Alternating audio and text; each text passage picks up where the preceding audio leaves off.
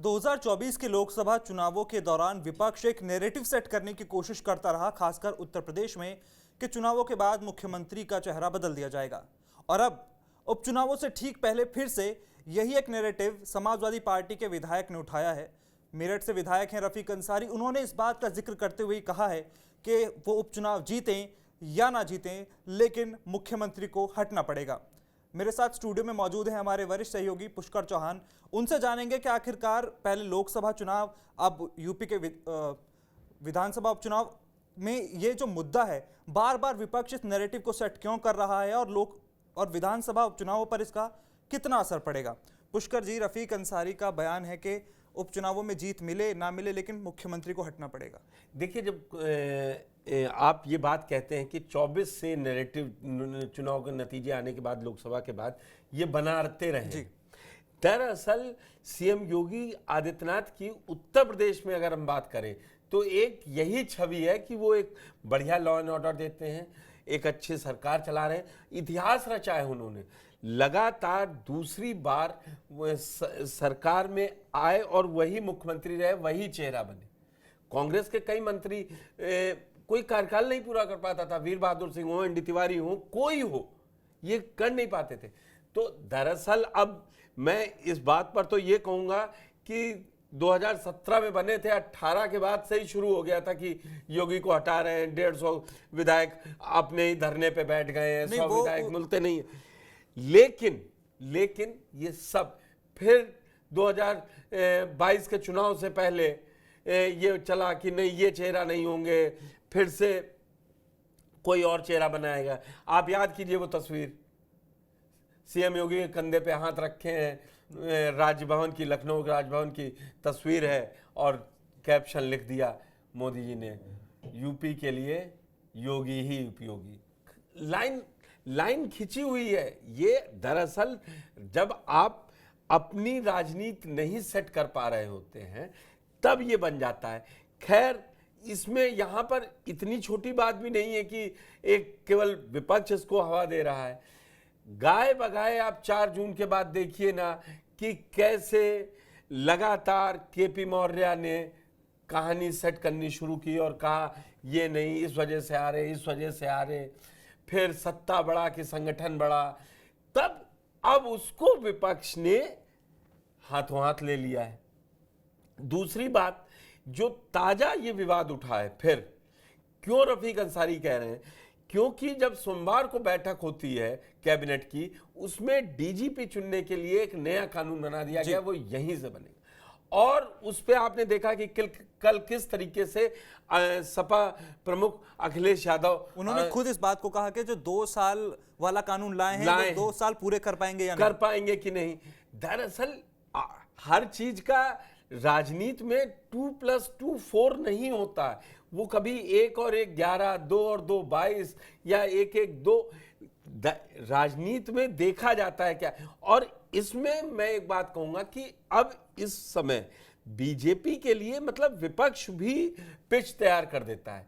अब इस पिच पे खेलना पड़ता है आके, नहीं योगी जी नहीं हट रहे हैं, नहीं कोई कुछ नहीं, कहीं कोई नहीं हट रहा। 245 का आंकड़ा उनके पास है। जब बात करनी है, आप इस पे बात कीजिए कि 9 में कौन कितनी जीतेगा। नहीं, वो तो कह रहे हैं कि 9 में 9 जीतेंगे, और नहीं भी जीते तो भी। अब एक बात बताइए, हम और आप ये वीडियो बना रहे हैं क्योंकि रफीक अंसारी ने कहा वो हटाए जाएंगे। अगर रफीक अंसारी ये कह दे कि नहीं, मीरापुर में आपकी थोड़ा कमजोर पड़ेंगे, कुंदरकी भी कमजोर हो रही है, तो फिर पहले तो अखिलेश यादव एक्शन ले, उससे पहले आप ये वीडियो बताना होगा कि समाजवादी पार्टी ने हार मान ली।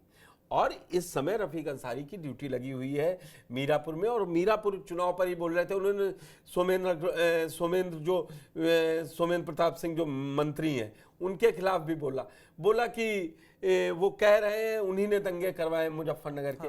एट लेंथ बोले हैं रफीक अंसारी। दरअसल अब इस नए विवाद को उन्होंने खड़ा कर दिया, और यहीं से अब क्या होगा, बीजेपी के आधे नेता यही साफ करते रह जाएंगे। तो ये राजनीतिक कुटिलता जिसको कहें, या फिर एक तरीके से अगर ये देखें कि लखनऊ और दिल्ली के बीच में कुछ दरार पैदा करने की, या फिर ये इस तरीके से अभी पिछले हफ्ते ही सीएम योगी की अच्छी मुलाकात हुई। जी। अब उसमें भी कई लोग ढूंढने लगते हैं कि नहीं, इस बार तो ट्वीट ही नहीं हुआ है, अब की तो ना इधर से ट्वीट हुई ना कोई उधर फोटो से, सामने आई है ना मुलाकात। कोई फोटो सामने आई। तो सोशल मीडिया का जमाना है, आप लोग जनरेशन एक्स जेन जे वाले जेड वाले लोग हैं, उसमें यही चलता है कि तुरंत हर चीज चाहिए। आप देखिए ना कि प्रधानमंत्री मोदी के बाद, आप कह रहे हैं उनको मुख्यमंत्री पद से हटाया जाएगा, प्रधानमंत्री मोदी के बाद आज भी सबसे ज्यादा रैलियां कौन कर रहा है पूरे देश में? योगी आदित्यनाथ का। योगी आदित्यनाथ कर रहे हैं। हरियाणा में भी वही आया। जब चुनाव आता है तो यही हरियाणा, शुरू हो जाता महाराष्ट्र, है। अब झारखंड।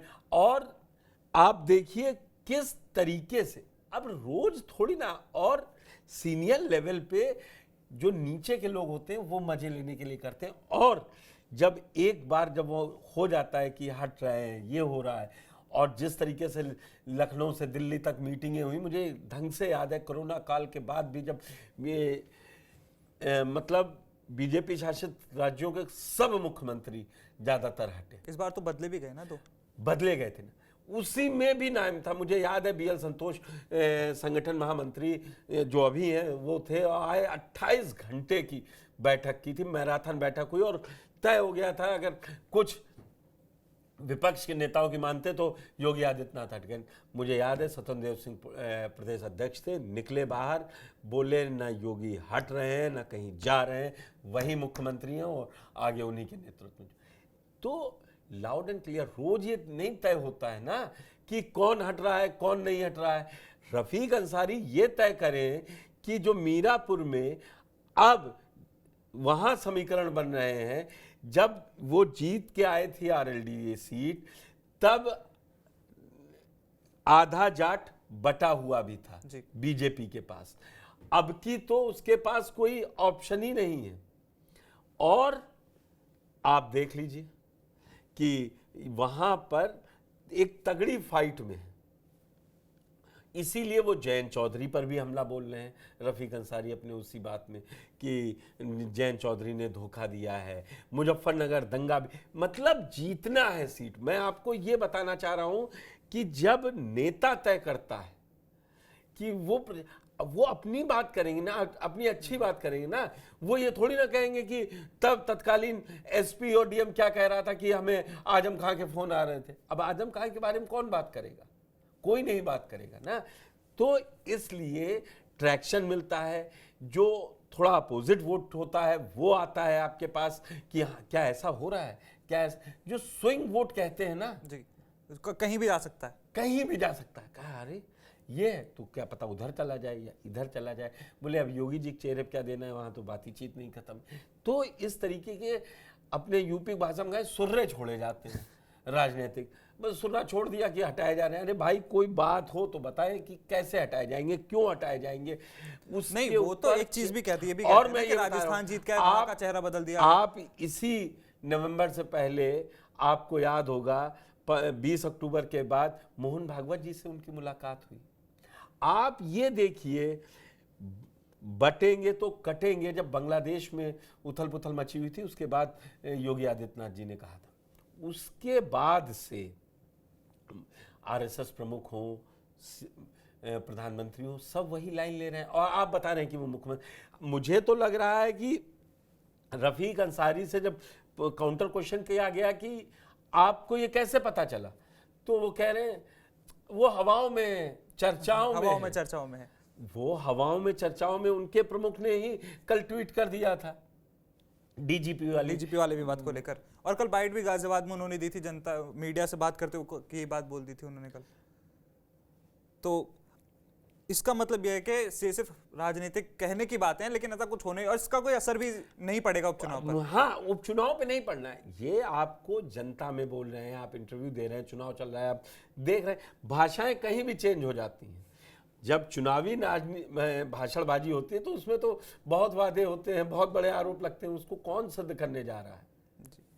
तो बहुत बड़े वादे होते हैं, बहुत बड़ी बातें होती हैं, कौन सिद्ध करने जा रहा है? लेकिन अभी उपचुनाव से पहले तो बयानबाजी खूब चर्चाओं में है, पोस्टर वॉर से लेकर के और अब तो सब वही बता रहे हैं, पोस्टर वॉर और वो सब कुछ। रफीक अंसारी ने वो भी बोला, ना बटेगा पीडीए ना कटेगा पीडीए, पीडीए ही जीतेगा, उसमें बोला है। अब वो, और यही लाइन पहले तो कोई नहीं बोल रहा था ना, जैसे ही सीएम योगी ने ये लाइन रखी तो जो फर्स्ट मूवर होता है उसी को सबसे ज्यादा अट्रैक्शन मिलता है, तो उन्हीं को मिलेगा। ये लाइन ही उन्हीं की खींची हुई है और उसी लाइन को सब फॉलो करते आ रहे हैं उसके बाद। अब देखना होगा कि पहले पोस्टर वॉर, फिर बयानबाजी, इसका उपचुनाव से, हालांकि उपचुनावों की तारीख अब बढ़ाकर 20 नवंबर कर दी गई है। पहले 13 नवंबर को वोटिंग होनी थी, अब 20 नवंबर को वोटिंग होगी, लेकिन उससे पहले बयानबाजी अपने चरम पर है और इसका कितना असर उपचुनाव पर देखने को मिलेगा ये वक्त ही बताएगा।